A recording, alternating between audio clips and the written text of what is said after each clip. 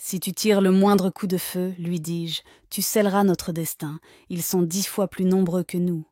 Ils nous massacreront jusqu'au dernier. Sans qu'aucun son, sans qu'aucune parole ne nous eût avertis, les hauteurs devant nous se couvrirent de quelque 250 peaux rouges, le visage peint pour le combat, les armes prêtes. Ils poussèrent leurs farouches cris de guerre et tirèrent vers les cieux une salve de sommations.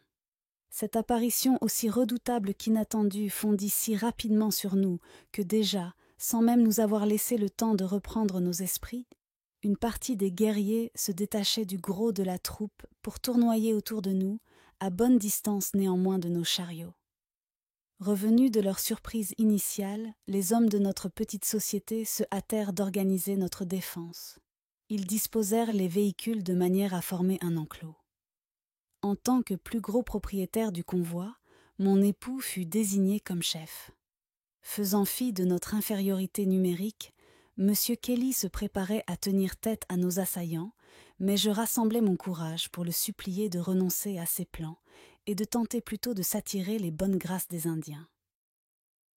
Une salve retentit et, quand le nuage de fumée se fut dissipé, je distinguai la silhouette de M. Larimer qui battait en retraite, tandis que ce pauvre M. Wakefield se déplaçait avec lenteur, mortellement blessé.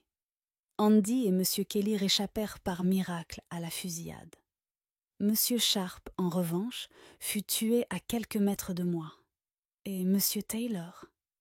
Jamais je n'oublierai son visage à l'instant où il reçut une balle en plein front. Il tomba à la renverse en me fixant, déjà mort. Je fus la dernière chose sur laquelle il posa les yeux en ce bas monde. Notre pauvre Frank, si dévoué, s'effondra à mes pieds, percé de plusieurs flèches. L'horreur de la scène continue de me lever le cœur.